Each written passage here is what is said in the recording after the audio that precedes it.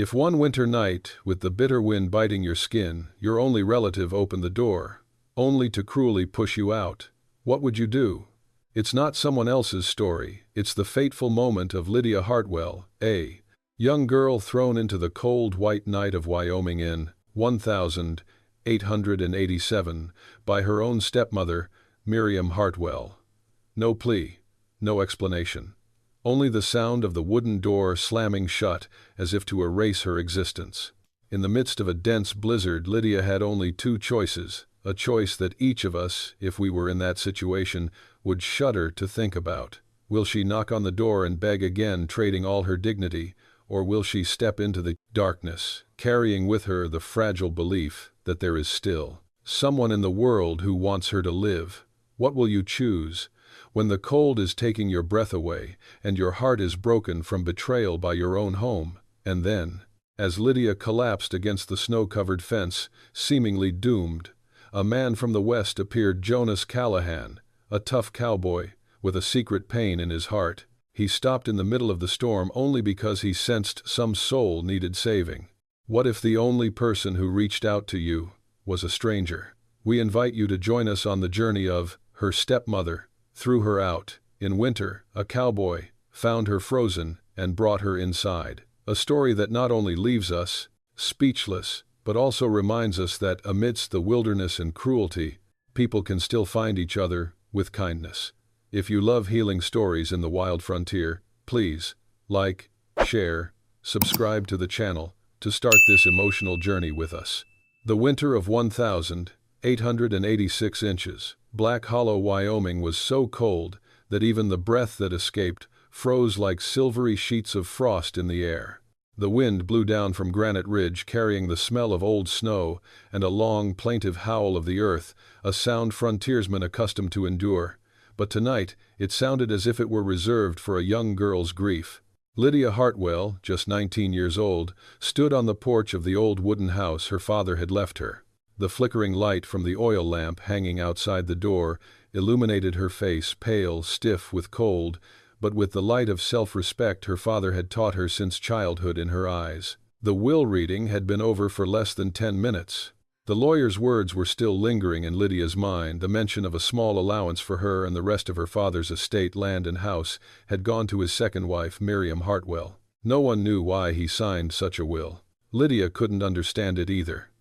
Her father, who loved her so much, had left his only support to a woman he only married after a lonely winter.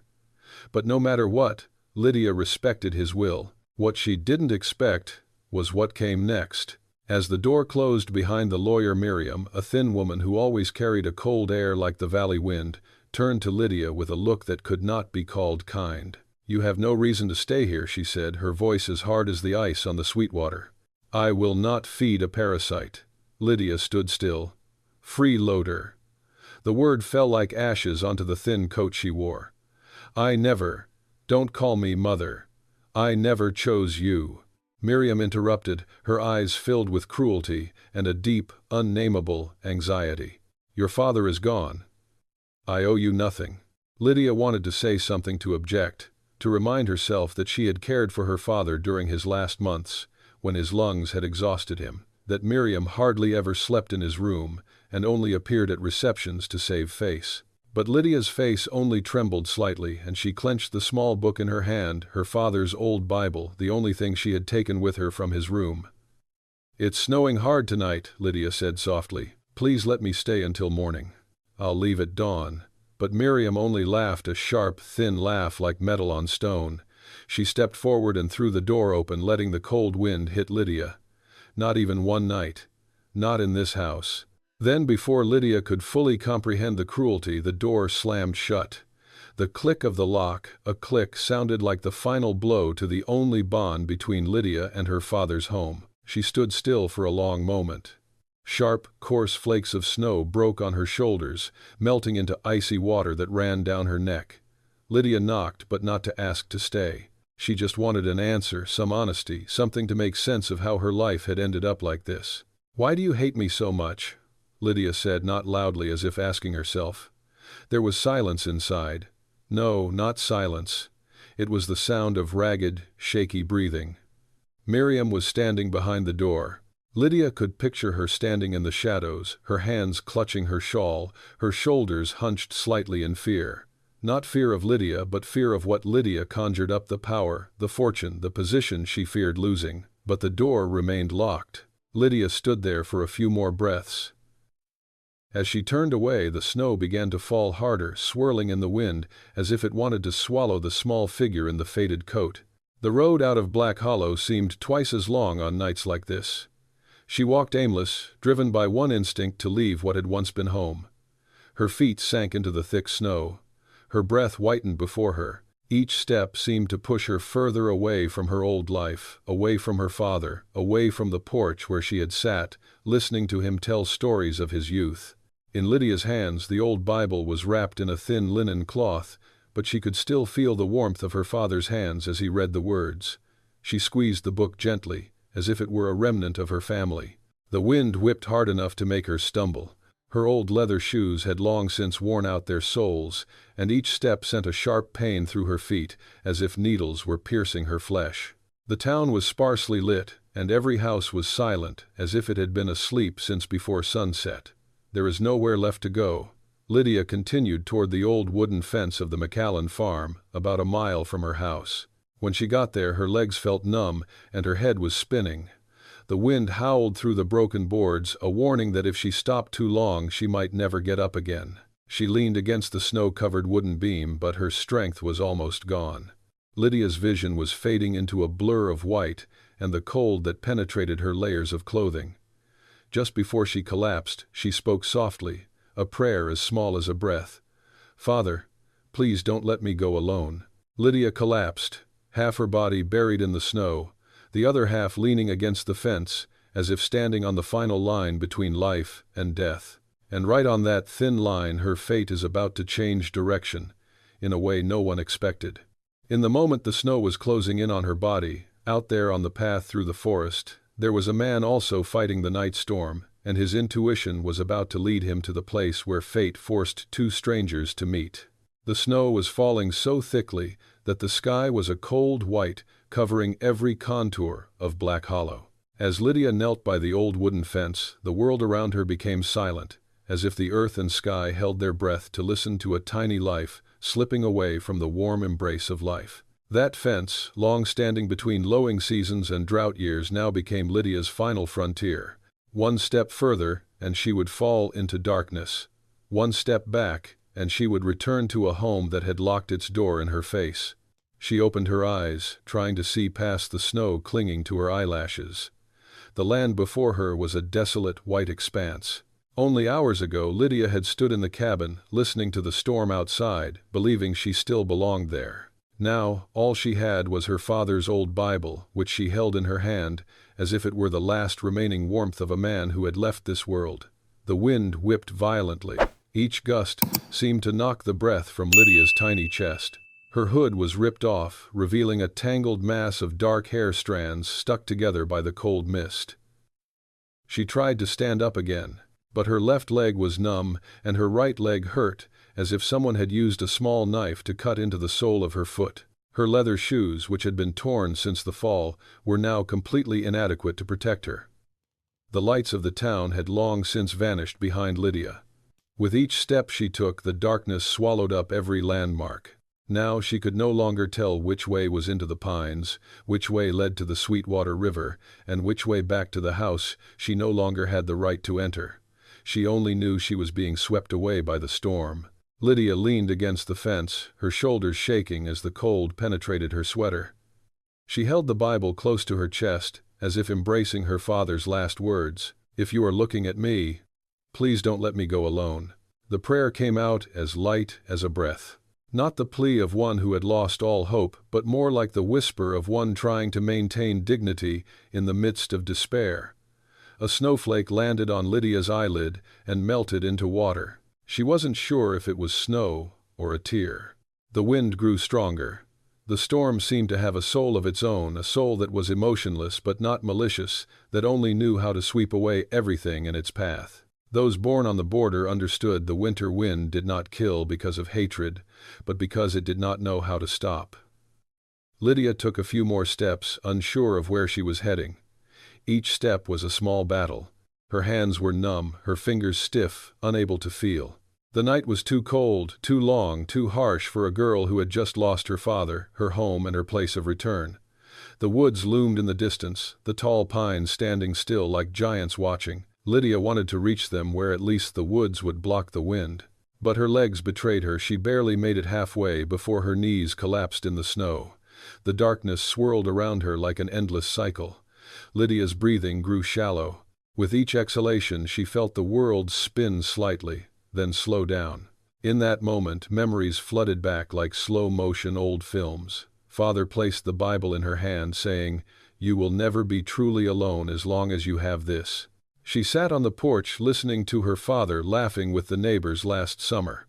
The smell of apple pie lingered in the small kitchen. The green, grassy field where she used to run barefoot as a child. The images blurred and melted into the white of the snow. Lydia lay on her side, her face pressed against the cold, soft snow. Part of her wanted to get up, but the other part just wanted to rest just a little from the cold tearing at her lungs, from the loneliness that had lingered since her father's death. "I'm so tired," she breathed softly.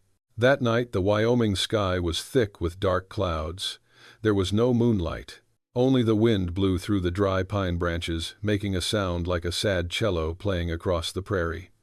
Lydia saw the world go dark. If this is the border of death, it comes not with noise. It comes with silence. A silence that seeps into the bones, into the breath, into the last fading beat of a young heart. Before she sank completely, Lydia managed to whisper, "I don't want to die alone."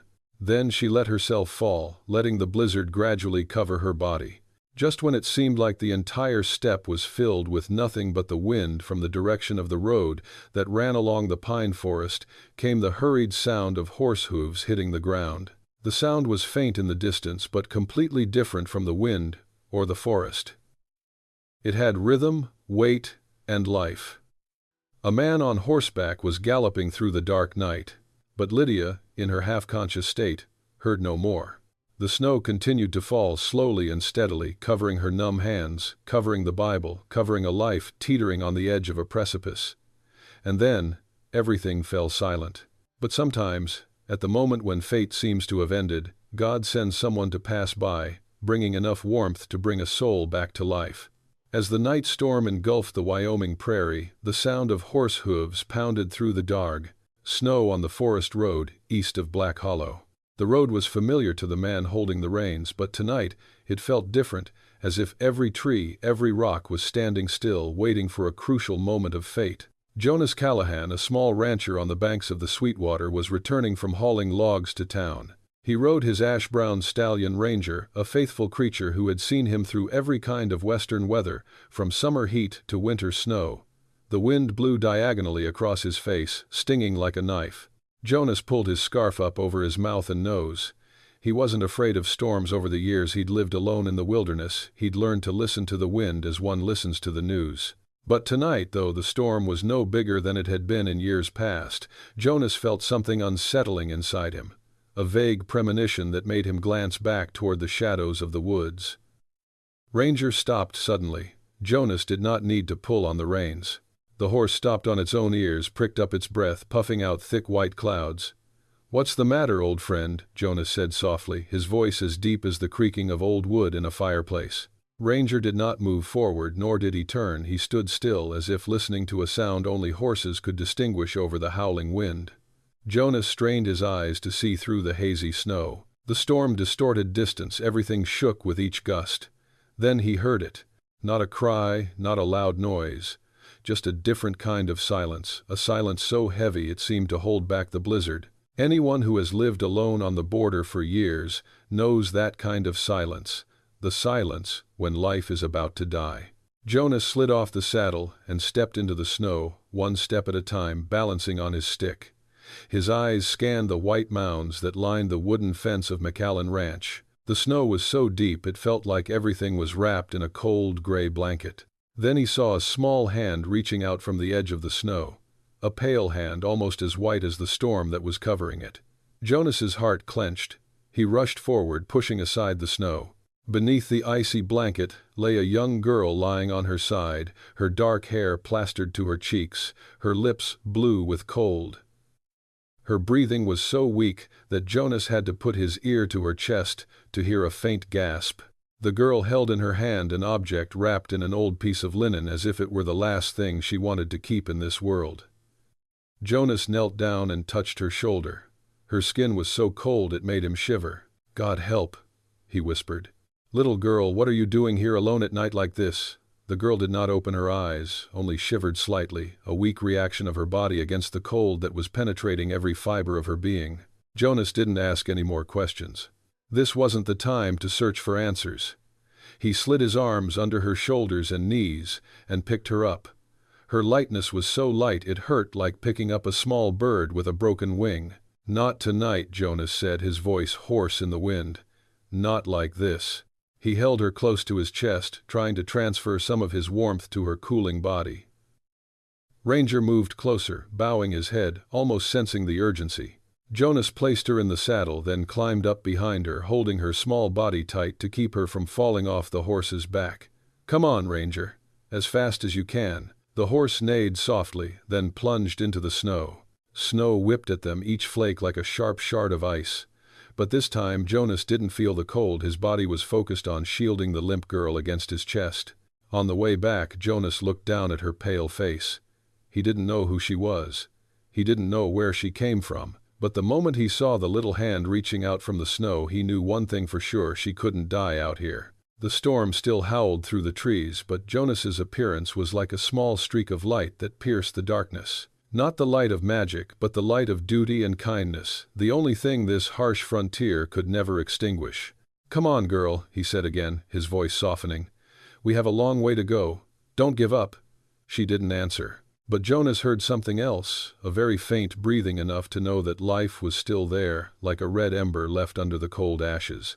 Ranger rode up the slope toward the Sweetwater Creek. It was a short distance to Jonas's cabin. He bent down and draped his coat over her, as if to use his own body heat to ward off the chill that surrounded her. The storm was fading, but still strong enough for Jonas to feel the wind on his face. He leaned his head over her, his arms tightening around her. Ranger slowed down when he saw the dim glow of the cabin ahead. Jonas let out a long, heavy breath, as if he had just survived a battle without bullets. He turned to the girl and said softly, "We're almost there. You'll be fine." She didn't open her eyes. But Jonas felt the slight rise in her chest, a faint sign, but enough to convince him that there was still a chance. When the horse stopped in front of the cabin, Jonas jumped down first and put his arms around her. She looked even smaller in the light of the fire inside the cabin, the pale yellow light seeming to embrace their silhouettes. He pushed the door open with his shoulder, stepped in quickly, and set her down on the animal skin near the fireplace. In that moment, a small, tiny warmth crept into the room, not from the fire but from the fragile presence of the girl Jonas had just saved from the brink of death. He knelt beside her, placing his hand on her neck to check for a pulse. Weak, but there. "You'll be fine," Jonas said, almost as a promise to himself. "I won't let you go." The firelight danced on her face, illuminating her sad features, heavy eyelids, wind-whipped cheeks, and the hand still clutching the cloth that wrapped the Bible. Jonas touched the cloth lightly, then withdrew his hand. He respected her privacy even now. In the small wooden cabin amidst the howling wind on the porch, a very thin thread of warmth began to connect two strangers. And like every soul lost at death's door, Lydia needed more than medicine. She needed the warmth of a safe place and a hand patient enough to guide her back to life. The cabin door closed behind Jonas, blocking out the sound of the cold wind that had just whipped in. There was only the crackling of the fire in the fireplace and the soft warmth of the red pine.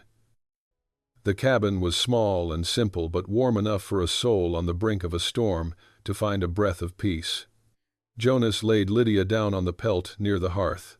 The firelight reflected off her pale face, showing every red wind-scratched mark, every small quiver at the corner of her mouth. He paused for a moment as if to make sure she could still hear the sounds of life. Then, gently, he removed her wet shoes and placed them beside the stove to dry. Each movement was done slowly and carefully, like the way a frontiersman would do when faced with something so fragile, a life in his arms. He pulled off Lydia's thick, snow-stiff coat, but stopped short when he realized the sweater underneath was damp and cold. Jonas turned away for a moment, keeping his eyes on the fireplace, out of respect, before taking a clean folded blanket from the wooden rack. "You need to warm up first," he said softly, his voice almost a whisper into the firelight. Lydia was half asleep. She didn't open her eyes, but the corners of her lips trembled as the warmth of the blanket spread across her chest. Jonas put his hand on her wrist and checked her pulse. It was weak, but not as faint as it had been a few hours ago. As he was about to withdraw his hand, Lydia suddenly whispered, a voice so low and hoarse it sounded like wind drifting into the cabin. "Dad, I'm so cold." Jonas paused. The tremble in her voice was not just from the storm, but from a memory so deep it made one's heart clench. He squeezed her hand gently, not to hold but to reassure. "It's okay," he said, his voice slow, warm and sure. "You're safe. I'll look after you." Lydia didn't answer, but her hand loosened as if she had found a fragile but real support in the harsh winter night. The storm lasted for 3 days. During that time, the cabin became a small world where life was gradually rebuilt with warmth and patience.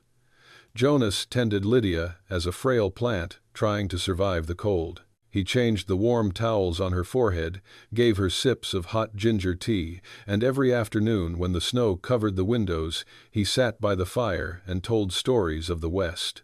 His voice was even and deep, as if drawn from the long years of suffering of someone born in the middle of barren land. He told of hauling wood to town during the dry season, sleeping outside with a small fire and Ranger standing watch. Of the winter 4 years ago when nearly half his sheep died because the snow came too early. And sometimes his voice broke when he mentioned the hardest thing of all, the loss of his only brother in an accident when they were both young. "Life on the frontier," he said slowly, his eyes on the red embers of the stove, "doesn't necessarily take more from you than elsewhere. It just forces you to face loss sooner." No one answered him. Lydia lay there, her eyes half closed, her body slowly warming. But Jonas knew she heard something. Not with her ears, but with the heart of someone who knows what it means to be left out in the cold. By the second day, Lydia was awake more often. She opened her eyes in the late afternoon, seeing the pine beams and the soft yellow glow of the fireplace.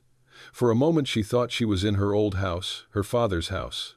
But no, this was a strange cabin. And the man adding wood to the fireplace across the street was a stranger too. Jonas turned back, smiling very slightly, a smile that wasn't forced to be friendly but so natural that it seemed to belong to him. "You're awake. Good."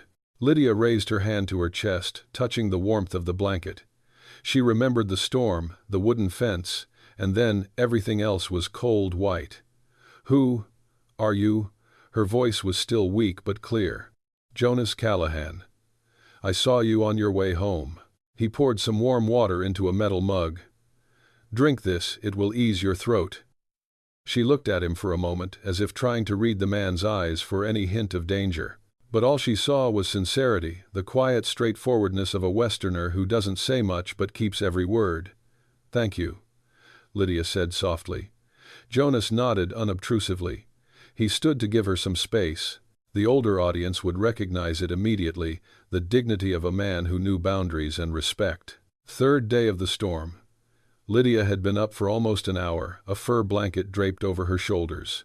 The wind was still howling outside, whipping a thick layer of snow from the cabin roof. But inside, the warmth of the fireplace and the smell of Jonas's beef soup made the air more comfortable than ever. While Jonas stirred the soup, Lydia looked around the cabin. There wasn't much furniture, just a wooden bed, a small bookshelf, and a portrait hanging in the corner. It was of 2 boys. One was Jonas, the other was younger with bright eyes. She looked a little longer. "My brother Jonas," replied, noticing her gaze lingering there. "He did not survive the winter of my 19. Lydia bowed her head. "I'm sorry." "Yes." Jonas smiled sadly. "Life on the frontier. Everyone has something to carry." That sentence made Lydia feel that the two of them, though they had only known each other for less than 3 days since the storm, shared something beyond words. Something like the empathy between 2 souls who had been swept away too soon by the storms of life. She told Jonas about her father, about the Bible she always carried, about the way Miriam had slammed the door in her face. But her voice had no quaver, no resentment, just a quiet sound like the wind blowing through a field on a late autumn afternoon. Jonas listened, not interrupting. He just put his hand on the table and squeezed it gently when he heard the part about her being thrown out of the house in the middle of a winter night. "I know that feeling," he said after a long silence. "That feeling of being left behind." And that was it. No pity, no show. Just enough to let Lydia know she wasn't completely alone in the world. As the storm began to subside, Lydia was able to stand and take a few steps around the cabin. She looked out the window at the snow-covered pine forest and the valley below. The picture was beautiful and sad, like her life at that moment ruined, but still viable. Jonas threw his cloak over his shoulders, preparing to go out and lead Ranger back to the barn. "When it clears," he said, "I'll take you back to town, or wherever you want." Lydia clutched the blanket tightly, saying nothing. She didn't know where she was going or where her life would take her. But there was one thing she felt very clearly: she did not die that stormy night. And it was this small cabin, that quiet man, that pulled her back to life. But when the storm clears and the road back to town opens, Lydia has no idea that the real challenge lies ahead. The challenge of facing the past, the people who abandoned her and her own heart, just finding its first warmth.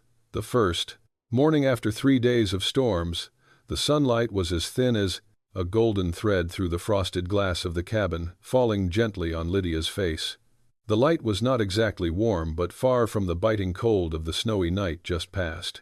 It carried the breath of life, of a new beginning, though fragile enough that a strong gust of wind could extinguish it. Lydia opened her eyes in a few slow breaths. The pine ceiling was quiet above her, and thin lines of smoke curled from the teapot on the stove like unfinished letters in the air. For the first moment Lydia didn't know where she was. Her hands tightened on the duvet, an instinctive fear of being left behind, fear of the dark, fear that she was still on the brink of death came over her like a tidal wave. She sat up, her eyes wide like a frightened little animal. "It's okay." The voice came from the wooden table where Jonas was pouring hot water into a tin cup. Not loud, not urgent, just enough to pull Lydia back to reality. Jonas turned his eyes as calm as a lake when the wind has died down. He did not move closer, nor did he reach out his hand hastily. He just stood there, a safe, respectful distance. "You were caught in a storm outside the McAllen fence," he said, his voice low and hoarse from the night. "I just brought you in. There's nothing you need to worry about." Lydia tightened her grip on the blanket. Her gaze wavered between disbelief and a desire to trust. The hesitation was natural. A girl who had just weathered a storm and survived on a stranger, trust was slow to come. Jonas understood. He put the cup of hot water down on the small table beside her and took a step back. "When you feel calm enough, drink some water. Your voice is still weak." By the firelight, Lydia could see Jonas's face more clearly. The strong features of a Western man accustomed to wind and sun, but his eyes were calm and dignified. Not pity, not curiosity, just respect. That calmed her down. "You are the one who saved me?" Lydia asked softly, her voice still as thin as a thread. Jonas nodded. "I just happened to be passing by. Ranger, my horse, heard something." He stopped first. Lydia bowed her head, her eyelashes fluttering as she tried to hold back her emotions. It had been a long time since her father had died that she had felt such an act of kindness, unpremeditated, undemanding. "Thank you," she said in ragged breaths. Jonas stood still. A slight awkwardness passed over him, like that of a simple peasant not accustomed to receiving gratitude. But he did not turn away immediately. He only bowed his head slightly. "No need to thank me," he said.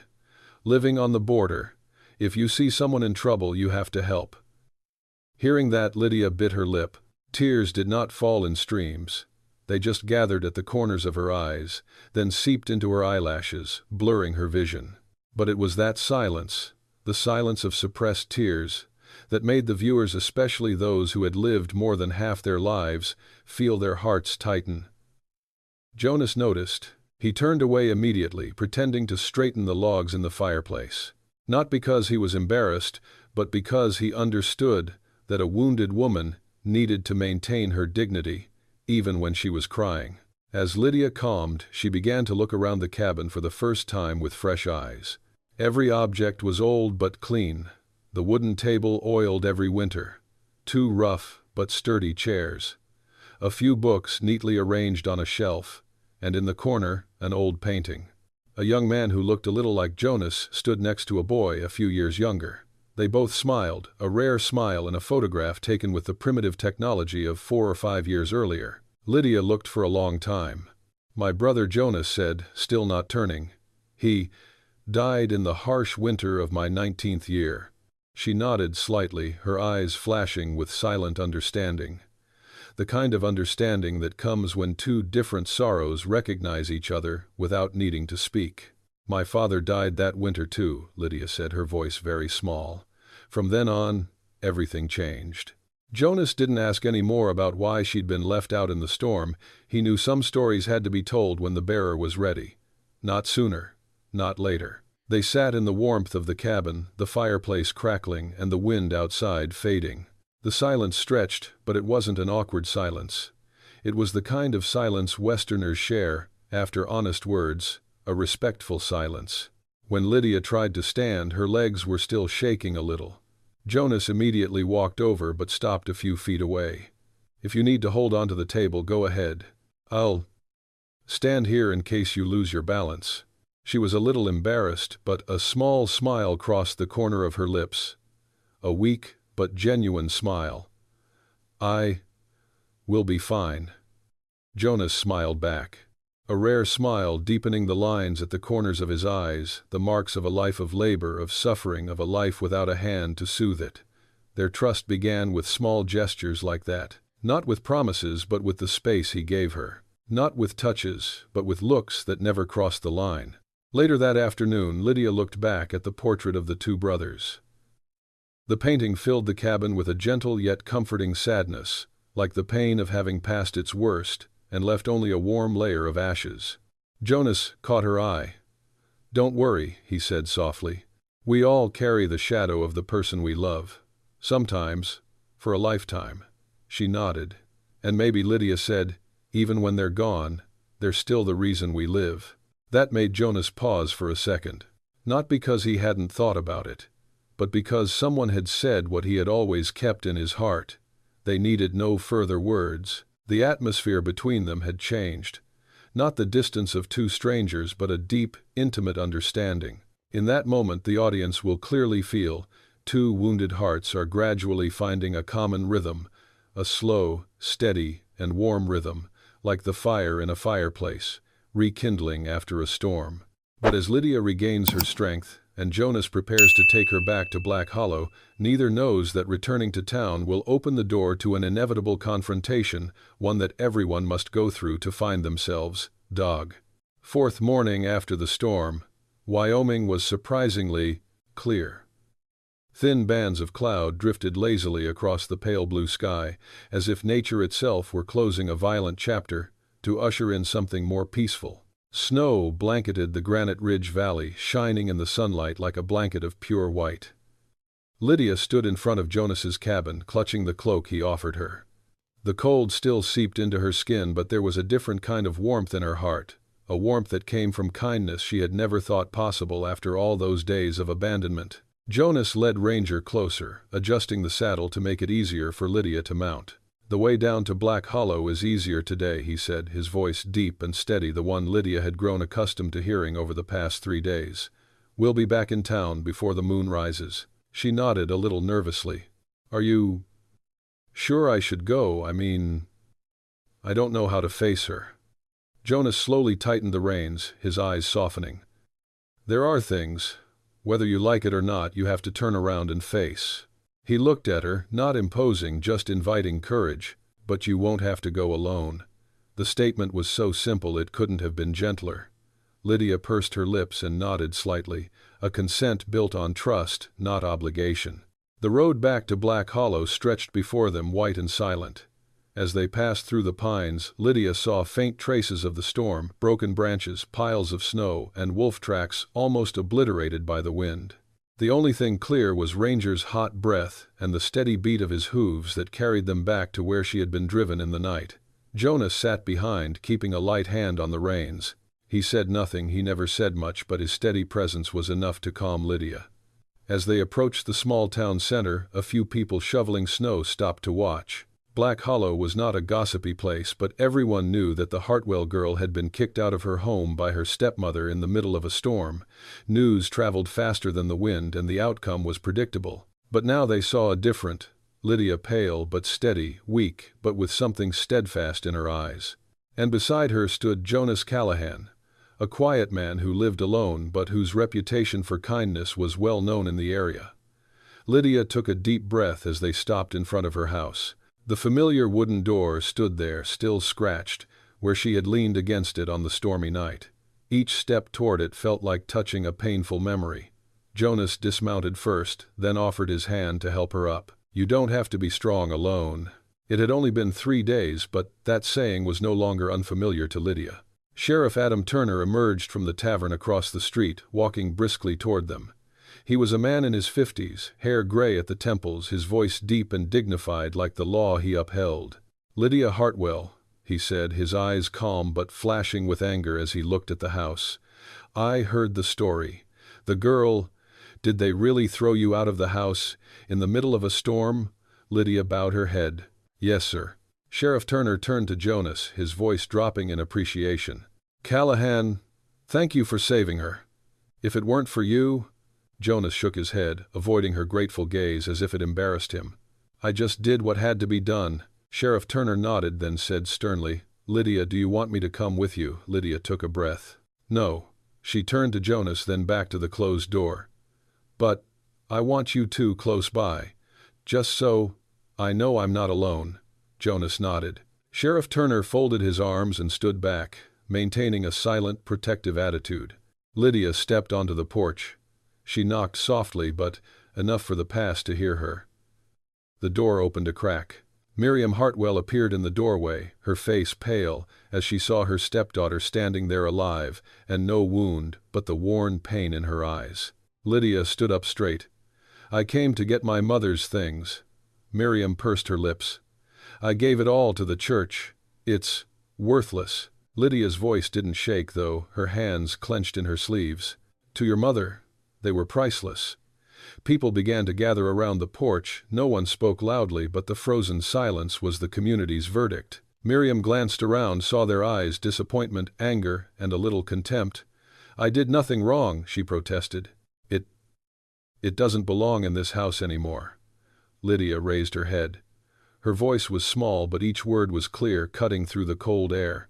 "I don't want anything from you. No money, no home, no status. I just want the truth." Miriam opened her mouth, but no words came out. Sheriff Turner took a step forward, not threatening, not interfering, but his presence made any words Miriam might say less cleanly than if she spoke. Lydia looked straight at her. "You don't like me. I understand. But throwing someone out of your house in the middle of a hurricane isn't the action of a mother or anyone with a heart." A few of the townspeople nodded. The town's atmosphere seemed to lean toward Lydia, supporting her. Miriam shivered, not from the cold but from that quiet strength, a strength Lydia had never felt before. She turned back into the house and took out a small wooden box. Here is everything." Her voice trembled like a dry leaf. Lydia took the box. Inside were her mother's handkerchief, an old silver ring, and a worn leather notebook. She hugged the box to her chest as if holding on to the last thing she had left of her family. "Thank you," Lydia said, no sarcasm, just closure. Miriam slammed the door shut, but this time the closing sound had less of a stormy night than a heavy one. It was just the old sound of a chapter ending. Lydia turned back down the steps. Jonas and Sheriff Turner were waiting for her. Jonas looked at the box in her hands, then into eyes that were no longer as dark as they had been 3 days ago. "You did well," he said softly. Lydia let out a sigh, long but light, as if she had just put down a weight that had been pressing on her chest for months. For the first time, she said, "I felt like I was standing on my own 2 feet." Jonas nodded, and there was a pride in his eyes that he didn't even know he showed. But as she leaves town, Lydia has no idea that the road ahead will open up new choices. Not just about where she lives, but about the very life she wants to rebuild. After her confrontation with her stepmother, Lydia did not return to the house that had been her father's. When Jonas carried her away from Black Hollow, The afternoon light poured over the valley like a thin blanket gilding the roofs and the snow that still clung to the edges of the road. Lydia sat on Ranger's back, holding the wooden box close to her chest as if holding the remains of a loved one. When they reached the fork in the road leading to the cabin, Jonas stopped his horse. He did not speak immediately.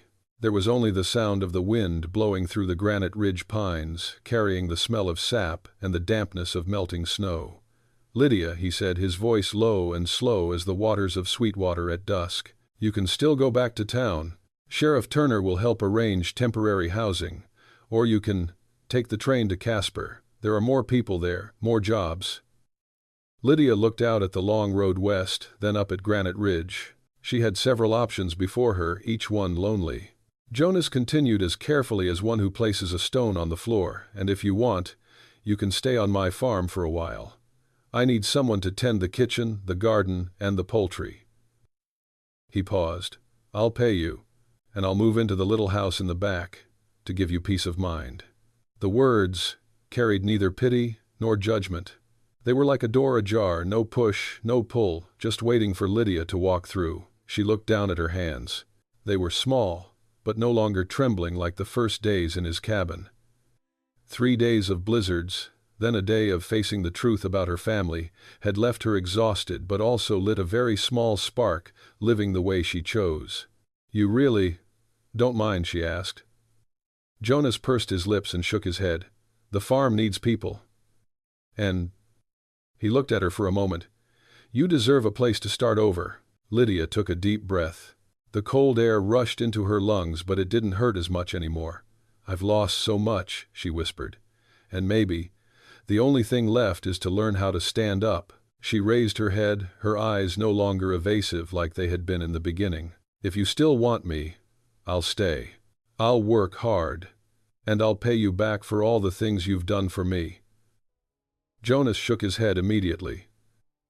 "You don't owe me anything, Lydia. Work, just so you can take care of yourself." A thin but faint smile appeared on her lips. "Then, I choose to stay."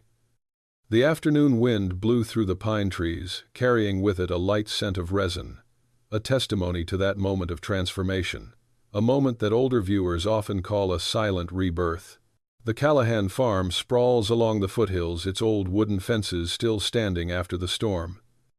Not big, not grand, but full of life, from the clucking of chickens in the coop to the gurgling of the Sweetwater in the distance.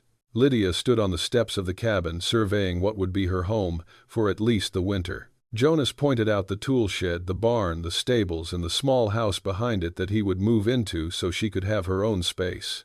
"That house used to be my brother's," Jonas said, his eyes not sad but quiet. "It's been empty for a long time. I'll clean it up tonight." Lydia was silent for a moment. "You don't have to do that much." "I don't do much," Jonas replied, a small smile appearing on his face. "Just do the right thing." Since her father's death, Lydia had rarely heard anyone say that to her. Evening fell. Jonas and Lydia set to work cleaning the kitchen, sweeping the thin layer of dust from the wooden table, gathering firewood into baskets. Lydia worked slowly, still weak, but she did it with care and gratitude. Each dish washed, each towel folded, each potato placed in the basket, it all made her feel like she was adding a brick to the foundation of a new life. Jonas watched from a distance. No interference, no criticism, no pressure. He just gave her enough space to find herself. As the sky turned purple, Jonas handed Lydia a warmer coat. "Put this on," he said, "it will be cold tonight." Lydia took it, her eyes confused and a little embarrassed. "You've done too much for me." "No." Jonas shook his head. "I just put someone where they need to be." Lydia hugged the shirt close to her body. "And that place is this?" Jonas did not answer immediately. He looked out at the Granite Ridge mountains, tinged purple by the setting sun, the light reflected like still water. "I think," he said slowly, "sometimes God doesn't close all the doors. He just leaves a little crack, just enough to let the light in." Lydia smiled. "If only I had the courage to step into that light." It was the first moment Jonas truly looked at her not just as someone in need but as someone rising from the rubble carrying the dignity she had retained along the way. Night fell quickly. Jonas took Lydia to the small house in the back to let her look around before he began cleaning. It had 2 rooms, an old wooden bed, and a small table overlooking the valley. Though dusty, it felt as if this place had once been the space of a gentle heart. Lydia stood in the middle of the room, glancing around. "Are you sure you want to move out there? The main cabin is much bigger." Jonas shook his head. "You need your space. As for me..."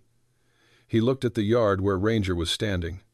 "I'm used to living simply." She turned to him, and though the lamplight was not bright enough, Jonas saw a softening in Lydia's eyes, the softening of someone who is beginning to believe she has worth. "Thank you, Jonas." He tilted his head slightly, avoiding direct eye contact so she wouldn't feel more embarrassed.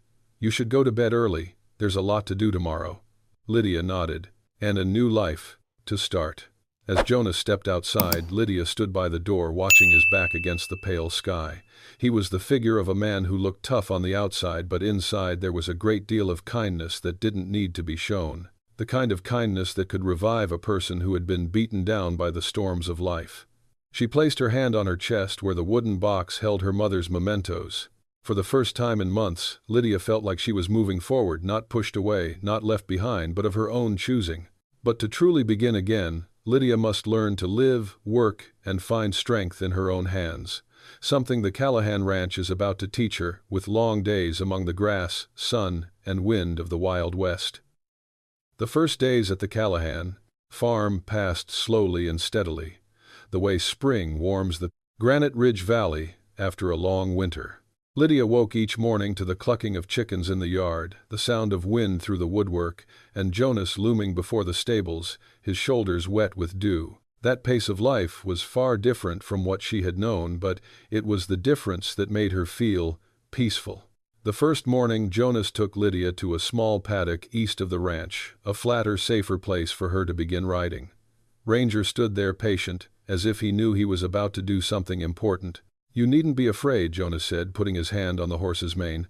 "Ranger knows how to handle a new rider." Lydia swallowed, resting her hands on the saddle. She had been used to riding in carriages with her father as a child, but riding alone was something else entirely. When she stepped into the stirrups, her thick skirts tangled around her legs, making her stumble. Jonas stepped forward gently, holding her elbow to keep her from falling. "Try again," he said, his voice calm and non-judgmental. Lydia climbed into the saddle for the second time. Ranger shifted his feet, sending a shiver down her spine, as if a powerful creature was standing beneath her. She took a deep breath, trying to keep her back straight as Jonas had instructed. But as the horse moved, she let out a small cry of fear and immediately slid to the side. Jonas caught her in time. Lydia blushed. "Sorry. I'm clumsy." Jonas laughed, a rare laugh, short but warm as the early spring sun. "No one is good at it the first time," he said. "Not even me. You just have to be patient with yourself." Those gentle words reassured Lydia, and she tried again. The third, fourth, fifth time, she still fell, but each time less often, and each time Jonas helped her up, not with excessive protection but with a steady presence close enough. By the end of the session, she had balanced a few laps around the yard. Her dark hair had fallen out of her shawl, streaked with dust. But her eyes were bright, a light Jonas had never seen before. "You did well," he said. Lydia bowed her head, but she smiled. I am stronger than I thought." Ranch work was more than just riding horses. Jonas needed someone to tend the garden, make meals, sweep the chicken coop, and check the fences. These jobs seemed small, but they were the backbone of the farm. At noon, Lydia wrapped a scarf around her neck and began tidying up the garden behind the stable. The ground was still hard from the early spring chill, but she patiently dug up each patch to plant the seeds Jonas had given her. "You don't have to do it all in one day," Jonas said. "It's okay," she replied, wiping the sweat off her face. "Slowing down is also slow work." Jonas stood looking at her for a moment, the slender figure bent over the furrow, her hands muddy but her eyes full of gentle concentration, and suddenly it seemed as if the farm, which had been silent for so long, had a new breath. In the afternoon, Lydia moved to the chicken coop. The hens watched her as if they were evaluating a newcomer to the flock. She dropped handfuls of feed, tiptoeing to avoid the chicks crowding at her feet. Then she cleaned the water troughs and remade the bedding bit by bit. She had never done any heavy work in her life, But that made every single thing she did today a small victory, and those small victories gradually added up to self-belief. In the evening, the cabin smelled of hot soup Lydia had made. Jonas sat at the kitchen table, removing his gloves, tired from his day of mending the north fence. "You cook better than me," he said after the first spoonful. Lydia smiled slightly. "I just did what my mother taught me." The words made her pause for a moment. Motherly love always made her heart sting, but tonight it tasted as mild as the dill in the soup Jonas was eating. As the meal drew to a close, Jonas picked up his china cup and looked over the firelight. "You know," he began, "every time a storm passes, the land is more likely to bloom." Lydia looked at him, saying nothing, but she understood. And in the glow, her pain and his were no longer parallel lines. They curved, meeting at the stillness of loss. One morning in late March, as Lydia was gathering firewood near the pine forest, she heard something faint and broken like the cry of a wounded little animal. She looked around. Then she saw it. A calf, wet and shriveled, was left near the south fence. It seemed its mother had died in the storm, and it had strayed from the herd. Lydia knelt down and gently touched its forehead. The animal trembled and gasped. "It's okay," she whispered the natural words, as if speaking to herself during the days she was left behind. "I found it." She called Jonas. He ran over, looked at the calf, then at her, saw in her eyes a determination that was gentle but stronger than any words. "Can we save it?" she asked. Jonas nodded. "If it is cared for, and if it wants to live." Lydia lifted the calf with Jonas. As they returned to the barn, her hand remained under its belly, as if she were cradling a part of her memory, the memory of a girl who had also been abandoned in the snow. That afternoon, as the calf began to drink, Lydia wiped its wet muzzle and smiled. It wasn't a bright smile, but enough to warm the damp barn. Jonas stood in the doorway watching. He saw that she was no longer trembling as she had been the first day he had come to the farm. And in that moment he realized that Lydia too was growing up. Night fell. The main cabin fireplace burned brightly. Lydia sat in the chair across from Jonas, a cup of hot tea in her hand. "Perhaps," she said softly, "everyone has an abandoned calf to save." Jonas looked at her longer than usual. "Maybe." In the silence, viewers seemed to hear two hearts finding each other, not through words of confession but through a very human journey of endurance and growth. But then spring brings an unexpected challenge when Jonas must leave the ranch temporarily, leaving Lydia to face the dangers of the frontier and the chance to prove her true worth. By early April, the Wyoming chill still lingered on the log cabin roof, but the ground began to breathe again after a long winter. Lydia woke each morning to familiar sounds. Jonas's hooves in the yard, Ranger's hooves scraping against the ground, and the wind whispering through the Granite Ridge pines like a gentle greeting from nature. Life on the ranch became routine, and in it Lydia found a stability she never thought she would have. But the peace of the border is fragile, and one morning it changed color in an instant. As Jonas was about to deliver the sack of feed, the sound of galloping hooves echoed from the road leading to Black Hollow. A horseman came galloping up, his face ashen. "Jonas," he called from a few yards away. "Big fire, east of town. The fuel shed is on fire. They need strong men. All of them." Jonas put down the bag of food as soon as he heard it. Without a second's hesitation, he turned to Lydia, his eyes serious yet soft as they had always been since she had chosen to stay at the ranch. "I must go now," he said. "It may take 2 or 3 days." The April wind suddenly turned cold. Lydia clutched the hem of her coat. "What about ranch? You can handle it," Jonas interrupted softly but firmly. "You've been doing well all this time. Just focus on the day. I trust you." It was the first time he'd said it, "I believe you." And it made Lydia stand straighter, though she couldn't help but feel nervous. Jonas put his hand on Ranger's mane. "If anything, trust your instincts. In the West, they're always right." He nodded to her, then spurred his horse away. The sound of hooves faded on the wind. Lydia watched until his silhouette was nothing more than a speck in the melting snow. And so the ranch, wide, windy, and sometimes lonely, was left to her alone for a 48-hour ordeal. The challenge came sooner than Lydia expected. The first afternoon, the gray horse, Old Birch, returned with a limp. Lydia noticed immediately that something was wrong. She led him into the stable and bent down to his leg, where there was a deep cut from stepping on barbed wire. There was no Jonas to call, no adults to ask, just her and the choice between fear or action. Lydia remembered Jonas tending Ranger, each movement slow and steady. She took a deep breath, cleaned the wound with warm water, sprinkled it with antiseptic powder, and wrapped it with a clean cloth. Old Birch sighed, resting his head on her shoulder in silent thanks. "It's okay. I'm here," she said, and she heard the steadiness in her own voice. The night came and the wind suddenly picked up. Gusts of wind blew through the fence, rattling the stable door. Lydia left the kitchen, put on her coat, and ran outside. Several planks of the north fence had been ripped off by the wind. If not held, the herd could scatter, or worse, be drawn by wolves. She couldn't bring it all back together by herself, but she thought of what Jonas had done: fix it with rope first. Lydia wrapped the rope around the post, securing the boards. The wind whipped at her face, carrying with it a late sporadic snowfall. Her tendons tensed, her feet sank into the mud, but she did not stop. When the last knot was done, she stepped back, gasping for breath, her hands aching but her heart relieved. In her exhaustion, she suddenly understood that the ranch was more than just a place to stay. It was a place to belong and to protect. The next morning, Lydia's biggest test came when she heard a scream coming from behind the cowshed. The calf she had rescued the day before was surrounded by a gray wolf. The wolves from Granite Ridge sometimes came down to feed in the cold remnants of winter. It growled low, its eyes red with hunger. Lydia had no weapons. Only the hoe she had brought from the garden, and her hands were shaking with fear. But as the calf cowered in the corner of the fence, its ears quivering as if asking for help, Lydia's fear no longer froze her. It became strength. She stepped forward, raised her pickaxe, and shouted loudly, louder than she had intended. The wolf retreated half a step. Lydia took another step, stomping the ground. "Go away," she shouted.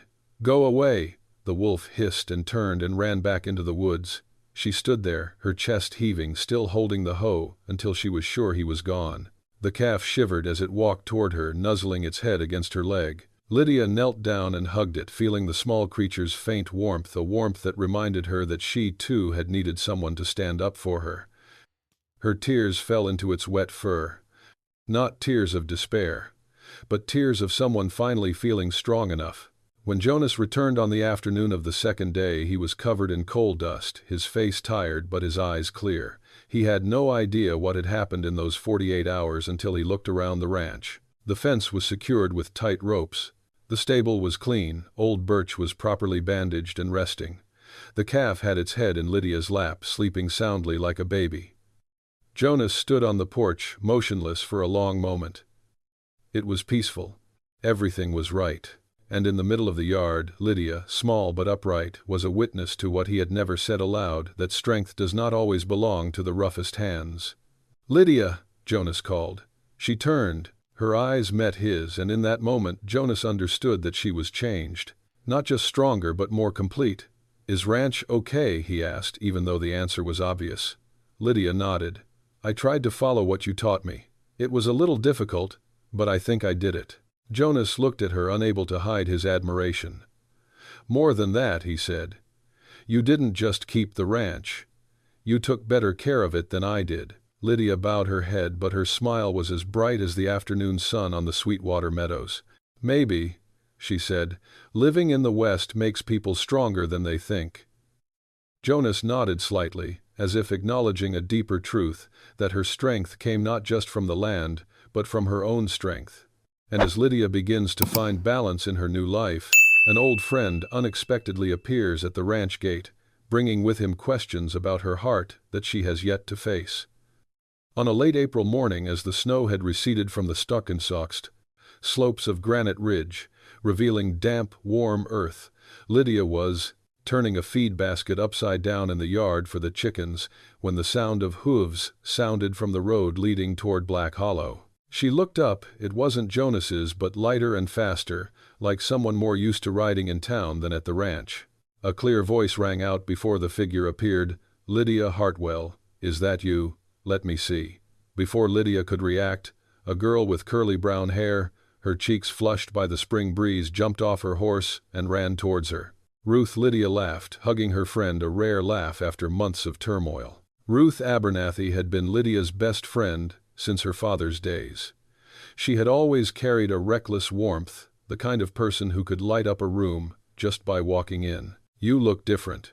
Ruth stepped back, took Lydia's hands, and spun her around. "My goodness. You look healthier, more alive. And that dress dust everywhere. You're really living the Western life," Lydia blushed, both embarrassed and proud. "I work here." Ruth raised an eyebrow mischievously. "I guess it's not just work." Lydia quickly shook her head. "It's not what you think." But before she could finish, Ruth glanced toward the stables where Jonas was tying Ranger's bridle. He stood there, his sleeves rolled up, the morning sun shining on his tanned face. He didn't look over right away, but when Lydia turned her head toward him, Jonas, as if by some sixth sense, looked up too. Their eyes met, very lightly, very naturally, but long enough that it couldn't be considered an accident. Ruth saw everything. She turned to Lydia, her lips curling into that mischievous smile that only experienced women had, a smile that read everything Lydia was trying to hide. "Oh," Ruth drawled, "so that's it." Lydia immediately bent down to pick up the basket of food, as if the chickens had become strangely attractive. "No, it's not like that. He just helped me out in a time of trouble. That's all." Ruth crossed her arms over her chest. "Lydia Hartwell, I've known you since you were barely up to my shoulder. Every time you say, 'it's just,' it means there's something more." Lydia blushed and looked down. "I don't know. I am not ready to think further." Ruth softened, placing a hand on her shoulder. "Lydia, I'm not teasing. I just see you, coming back to life. Your eyes, your smile, it's so different." Lydia didn't answer. But she felt it was true here, on the ranch, between the rough work and the evenings by the fire. She had something close to peace. Afterwards, Lydia showed Ruth the small garden she had plowed, the stable Jonas had repaired, and the calf she had saved during the storm. Ruth was so excited that she hugged the calf and laughed when it licked her cheek. "You're taking care of it. My goodness, Lydia, you've become a real mother, Ruth," Lydia exclaimed, giving her friend a shove. They laughed together, their laughter echoing across the wide ranch yard. Jonas heard it from a distance, raising his head slightly. From where he stood, Lydia looked different than usual, brighter, lighter, as if Ruth's presence had reminded her of the girl who used to laugh so freely. Jonas stepped closer slowly, as was the habit of a Western man who always respected a woman's space. "Hello," he said, nodding slightly at Ruth. Ruth looked at him very closely and smiled, and I know what smile. "I'm Ruth Abernathy, Lydia's best friend since childhood. Jonas Callahan," he replied. "Oh, I know," Ruth said, making Lydia almost choke. "Lydia talks about you. A lot." "Ruth," Lydia exclaimed, alarmed. Jonas paused, unable to hide his embarrassment, but his ears, despite their tan, were still slightly red. He looked at Lydia for a moment, then gave her a small smile, the kind that only appeared when he felt safe. "I'm glad she has company," Jonas said, his voice low but softer than usual. Ruth was more observant than anyone in town. She tilted her head and whispered to Lydia, "Did you see the way he looked at you?" "What are you looking at?" Lydia whispered. "Looks like you're the place he wants to come home to every winter." Lydia stopped. The words were like a feather on a still lake, light but ripples. At noon, the three of them ate on the porch. Ruth joked, telling stories about the business in Black Hollow, about the blacksmith who accidentally burned a batch of coal, about old Goldie, who planted roses in the middle of winter because God said so. Lydia laughed until tears came to her eyes. Jonas rarely laughed too. It was a low, short but real sound, and Lydia looked at him longer than she should have. Ruth saw everything. After dinner, as Jonas brought the hay into the stable, Ruth pulled Lydia's hand into the back garden. "Lydia," Ruth said, "seriously, I can't say for sure, but Jonas, that man, his eyes weren't for everyone. They were for you." Lydia clenched her hands. "I wasn't ready. After everything with my stepmother, with my old family, I was still scared." "I understand," Ruth said, her voice softening. "But fear doesn't mean your heart is closed. Sometimes it's just waiting for the right person to knock on the door." Lydia looked at Jonas, who was shaking the straw off Ranger's shoulders, his movements calm but caring.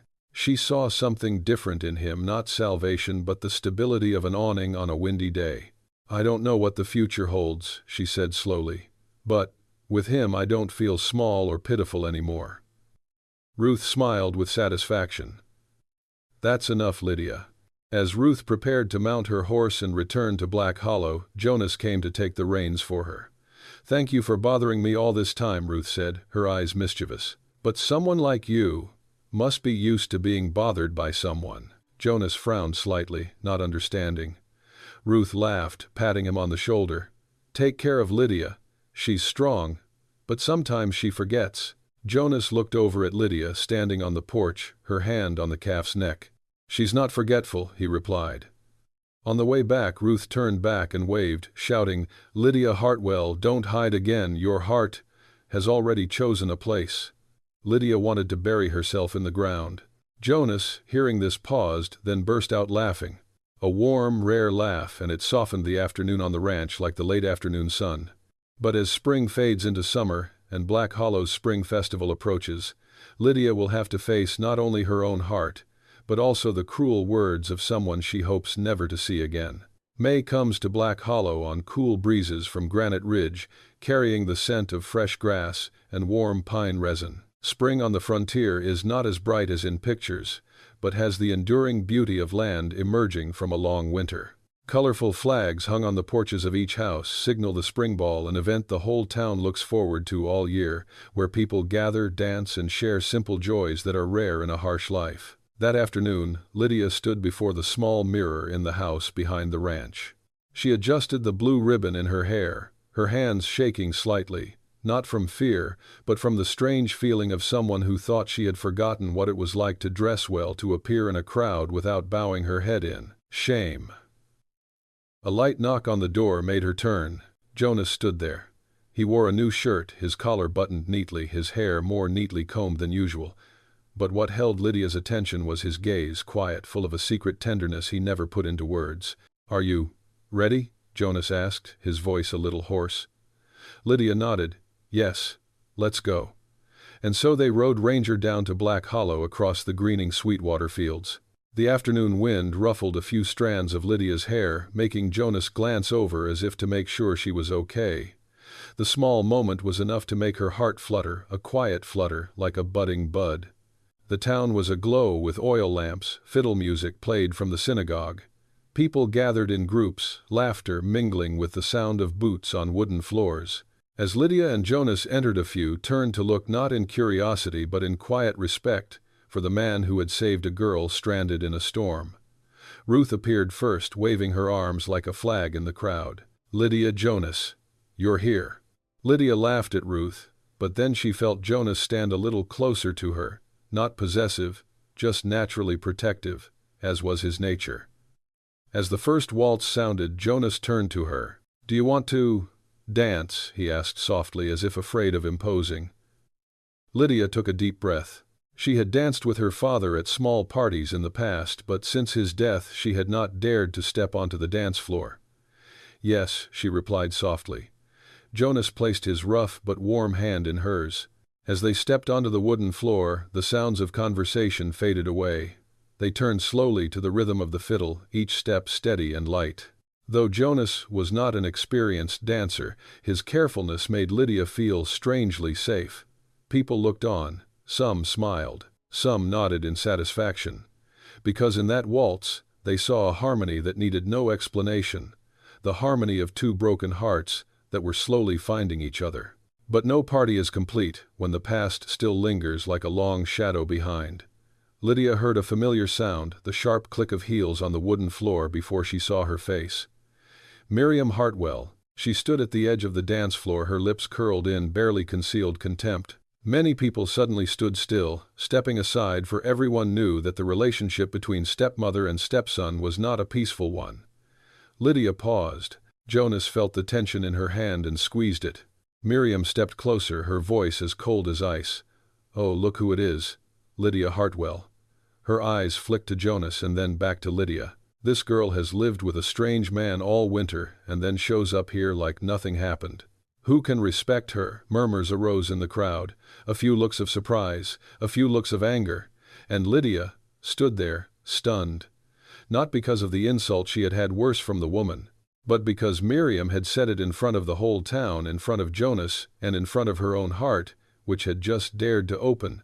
Jonas stood up straight, his eyes dark, But before he could speak, a voice rang out, firm, unshaken. "Enough, Miriam."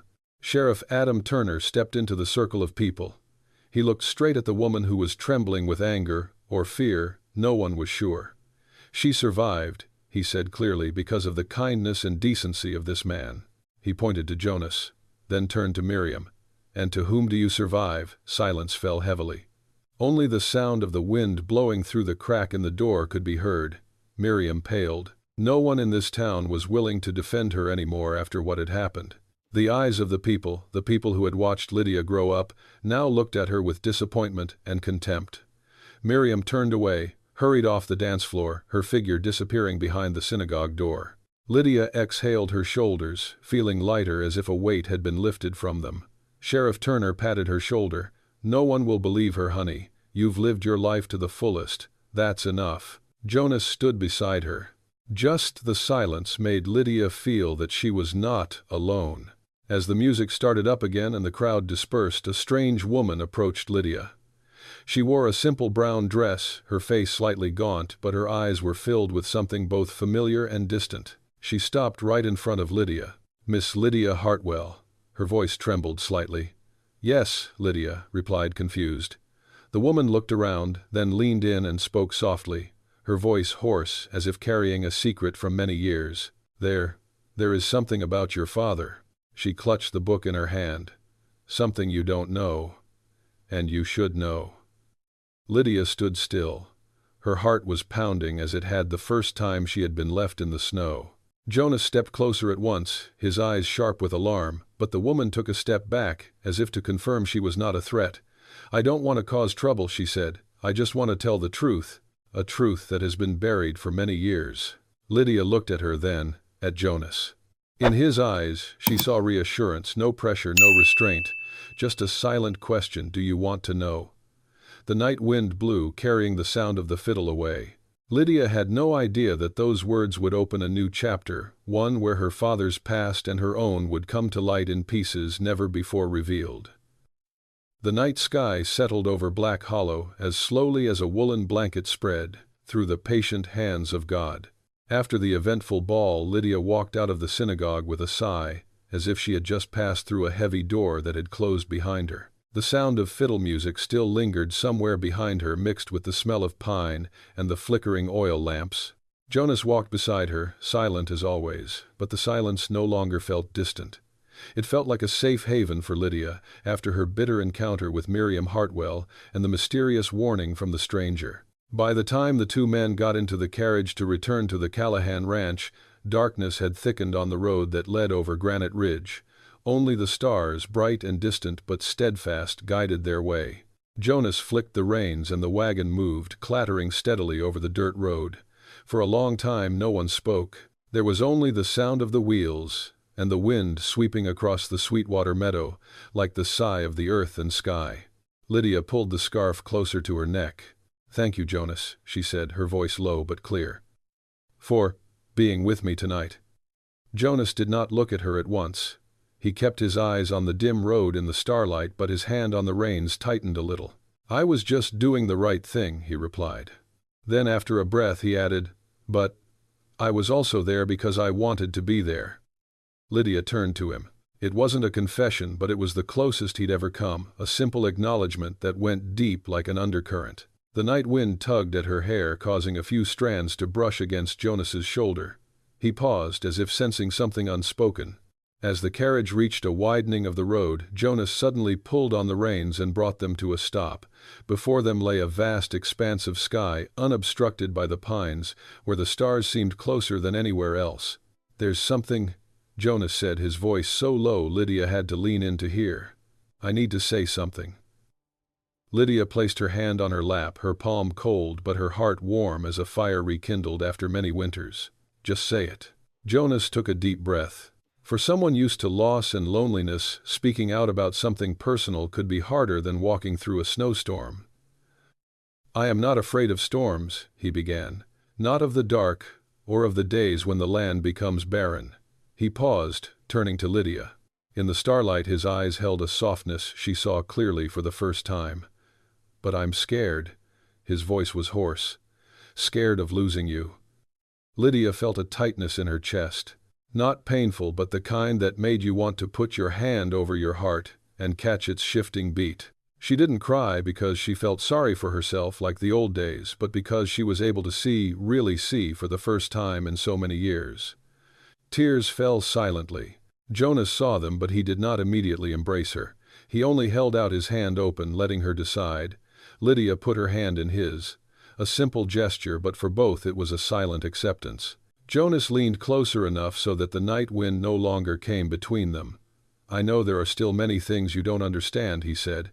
"And what that woman just told you, perhaps there are still corners of your father's past you haven't touched." He paused, his eyes never leaving her. "But don't think you have to go through it all alone." Lydia looked into his face, a face that had endured sun, wind, pain, and long silent nights. "Jonas," she whispered, "you have done so much for me.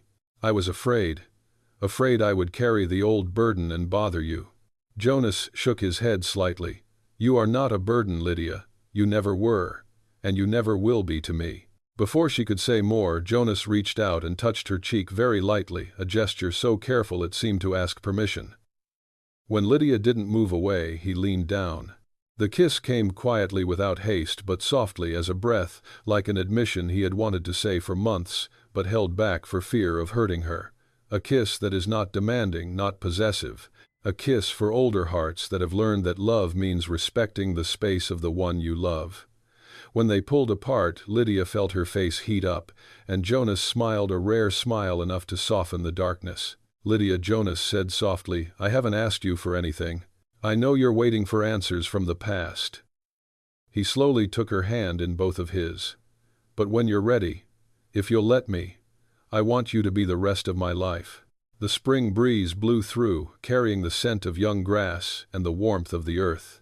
Lydia bit her lip, tears of happiness falling again. I don't know what the future holds, Jonas," she said in a trembling but sincere voice. "But I know one thing tonight. I am no longer afraid to step forward." Jonas squeezed her hand. "That's enough for me." The carriage rolled back toward the Callahan ranch.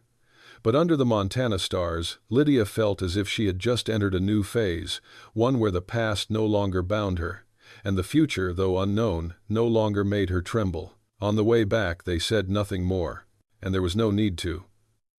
A full peace spread between them like a small flame in the dark night, illuminating the way without being too harsh. As the farm appeared in the darkness, Lydia turned slightly to Jonas and whispered, "Tomorrow, will you take me to see that woman again?" Jonas nodded. "I will go with you, whatever the truth may be." She smiled, her hand still in his. "But Lydia doesn't know that tomorrow's meeting will reveal secrets buried for 2 decades, secrets that could change the very path she's about to take with Jonas." Mornings at Callahan Ranch always came with the sound of secrets plays, roosters, and the warm breath of horses in the stables. But this morning there was something sparkling in the air, as light as dew, a feeling Lydia hadn't thought possible after years of loss. 3 months have passed since Jonas confessed his love under the stars. 3 months of Lydia learning to deal with her father's secrets, old pains, and a future she will no longer face alone. Jonas has always been there, never pushing, never demanding, just as patient as the dry land patiently waits for the rains. And one late summer afternoon, as dusk stretched over Granite Ridge, Jonas decided to do what he had been waiting to do since the moment he lifted her out of the blizzard. He called her out to the field behind the house where the last rays of sunlight fell like a golden blanket. Lydia came light and nervous because she sensed a change in the way Jonas stood straighter, as if preparing for an oath. Jonas opened his hand, revealing an old silver ring. "It was my mother's," he said, his voice low but warm. "She wanted me to give it to the woman I trusted, with my life." Lydia raised her hand to her mouth, her eyes wet but not from sadness. "Jonas, are you sure?" He nodded slightly. "You came into my life like a small flame on a winter night. From that day on, everything changed. I think I understood this clearly. I want to build a future with you. Slowly, but together." He knelt down. "Lydia Hartwell, will you let me be the man who will walk beside you for the rest of your years?" The evening breeze made her skirts flutter. Lydia looked at Jonas for a long time, as if looking at a promise she never dared to dream of. "Yes," she whispered. "Yes, Jonas, I do." Jonas stood up and slipped the ring on her finger, and with a rare smile reserved only for her, he said, "From here, we begin again. On this land." The wedding took place a month later on the open plains of Sweetwater. There were so many Black Hollow people that there were no seats, but everyone was happy, for they knew the journey Lydia had taken. Sheriff Turner officiated the wedding. He said he had never seen a couple so silently united. Ruth tied Lydia's hair back, adding an ivory ribbon.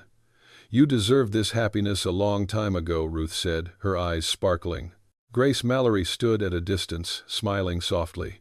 The secrets she shared had helped Lydia understand her father better, not to add to his sadness, but to know that she was not the product of abandonment, but of a past love, buried in the world. Lydia treasured that as part of the map that led her to this day. As Lydia and Jonas exchanged vows, a gentle breeze blew from Granite Ridge. "Whether winter comes soon or late," Jonas said, "I will hold your hand through it." Lydia replied in a small but steady voice, "And I will stay, always stay, in the home we built with kindness and perseverance."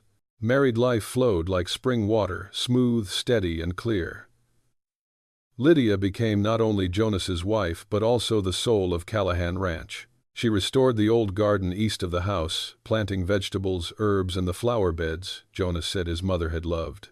Within a season the garden was in full bloom, a stop for yellow butterflies and sparrows every morning. The cattle were healthy, the spring calves running around like naughty children. Jonas would stand against the fence and watch Lydia work, sometimes not saying a word for an hour. But Lydia was used to it. To Jonas, silence was the deepest compliment. 2 years later their first son was born. They named him Samuel James Callahan. Jonas trembled so much that he dropped the blanket when they picked him up. Lydia smiled tiredly, a smile of triumph over all the hardships. "You'll be a good father," she said. Jonas bent down and kissed her forehead. "I will try. Every day." The following year baby Hannah was born, with Lydia's deep blue eyes, which Jonas said carry the spring of the family. And so Callahan Ranch ceased to be a place of solitude and became a true home, a place where children's laughter rang out alongside the neighing of horses, and where each day opened with simple gratitude. Every night after putting Samuel and Hannah to bed, Lydia would sit on the porch and write a few lines in her diary. Her pages were not for mourning the past, but for recording the small, beautiful things life had to offer. Jonas, as usual, sat next to her, reading those lines in the deep voice of a man who had experienced much loss, but still chose to love. "Life is strange," Lydia writes in one such page. "I walked out of the old house into the long winter night, feeling as though I had lost everything. But as it turned out, I was only being led to another door, one that someone opened for me with a warm hand." Jonas closed the book and looked at her. "Do you have any regrets, Lydia?"